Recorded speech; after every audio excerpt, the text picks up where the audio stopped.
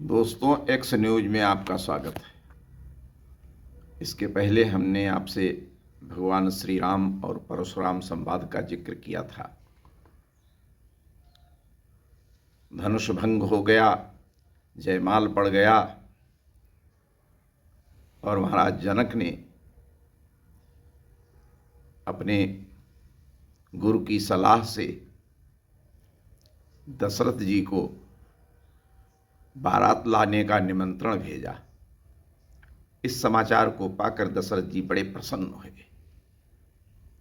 पूरी अयोध्या में हर्ष की लहर दौड़ गई। बारात की तैयारी शुरू हो गई। एक पुराने कवि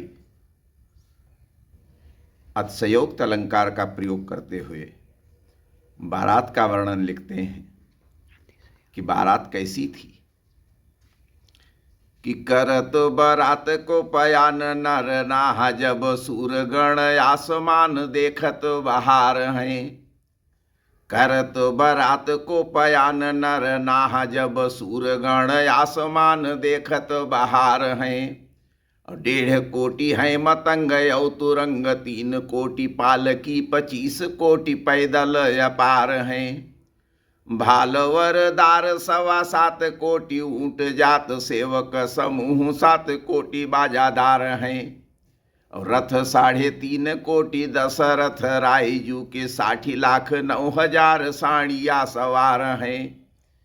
रथ 3.5 कोटि दशरथ रायजू के, 60,09,000 साड़िया सवार हैं। इतनी बड़ी बारात जनकपुरी में प्रवेश कर गई। सीता जी की आज्ञा से रिद्धियों सिद्धियों ने सारा इंतजाम सब कुछ अपने आप शुरू कर दिया। समय आता है भगवान राम के विवाह का। एक बड़ा सुंदर वर्णन एक पुराने कवि, जो इतिहास के पन्नों से अलग है, लिखते हैं कि दूल्हा श्री रघुनाथ बने, दुल्ही सिय सुंदर मंदिर माही। दूल्हा श्री रघुनाथ बने, दुल्ही सिय सुंदर मंदिर माही। गावत गीत सबय मिली, सुंदरी विप्रजु बाजुरी वेद पढ़ाही। तो राम को रूप निरखती, जानकी कंकड़ के नग की परिछाही। सीता जी भगवान राम की संपूर्ण उनकी मधुरता, उनका आकर्षण, उनकी पूरी छवि अपने अंगूठी के नग में देख रही हैं। राम के रूप निरखती, जानकी कंकण के नग की परिछाही। आते सबय सुधि भूली गई, कर टेक रही पलटारत नाही। ताते सबय सुधि भूली गई, कर टेक रही पलटारत नाही।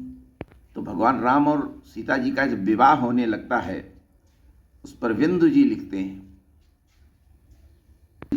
हैं कि राम और सीता एक दूसरे के प्रेम में इस प्रकार से पगे हुए हैं कि जोरी गई गांठ पट पीत चूनरी के साथ। जोरी गई गांठ पट पीत चूनरी के साथ, जोहत ही मोह मन जड़ित जड़ावरी। वेदन की साखी पढ़ी भाखें मुनि लोक रीति, एते में अनूप एक बनत बनावरी। कि बिंदु कवि आनन सिया को लखि दूल होजू, ठाव ही खड़े रहो न आगे बढ़ो पावरी। बिंदु कवि आनन सिया को लखि दूल होजू, सांझ ही खड़े रहो न आगे बढ़ो पावरी। भूल गई मंडप कलश खंभ जानकी जू, सांवरे शरीर की ही देन लागी भावरी। भूल गई मंडप कलश खंभ जानकी जू, सांवरे शरीर की ही देन लागी भावरी। सीता जी इतनी मग्न है कि उनको मंडप कलश की जो परिक्रमा करनी है, भावर घूमनी है, भगवान राम को ही वे घूमने लगती। बिंदु जी वर्णन करते हुए लिखते हैं कि इतना ही नहीं है, राम भी उस अलौकिक प्रेम में मग्न है कि एक के समीप बैठे दो एक बनी बना। बनी बना माने दूल्हा दुल्हन। एक के समीप बैठे दो एक बनी बना, मूर्ति जहां है गौरी गिरजा गणेश की। बोले महिदेव आदि देवन को पूजो लाल, कामना निहाल करो युगल कुलेश की। तो बिंदु कवि सेंदुर सुमन हाथ लेत ही में, भगवान राम को सिंदूर दिया गया है कि सीता जी के लगावें, लेकिन भगवान राम भूल जाते हैं। बिंदु कवि सेंदुर सुमन हाथ लेत ही में, भई है अचेत दशा लाल अवधेश की। और भूली गई मंडप कलश खंभ पूजिबे को, भूली गए मंडप कलश खंभ पूजिबे को, पूजने लगे किशोरी गोरी मिथिलेश की। भूल गए मंडप कलश खंभ पूजिबे को, पूजने लगे किशोरी गोरी मिथिलेश की।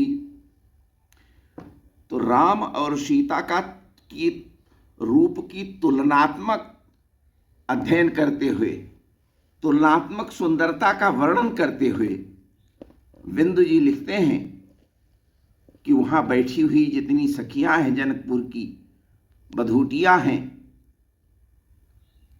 एक सखी दूसरे सखी से कहती है कि राम और सीता एक दूसरे से कैसे भिन्न नहीं दिखाई देते, दोनों का स्वरूप कितना सुंदर है, इस पर वे लिखती हैं, कहती हैं।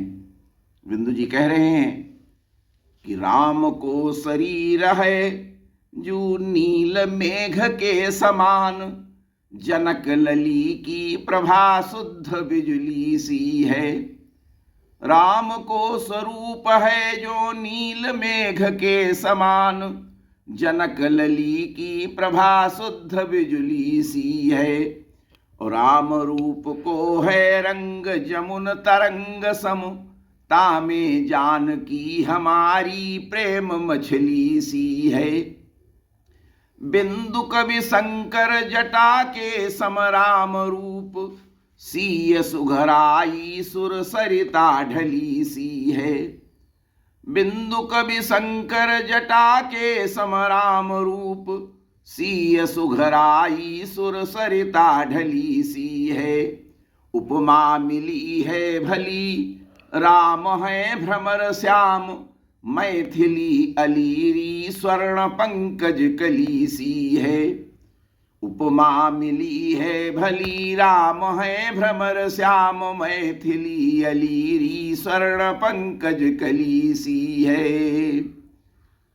साथियों, मेरी यह कविता आपको कैसी लगी? आप सब्सक्राइब जरूर करें, लाइक करें, मेरा उत्साहवर्धन करें। अगले एपिसोड में इसके आगे फिर मैं आपसे मिलूंगा। जय सिया राम।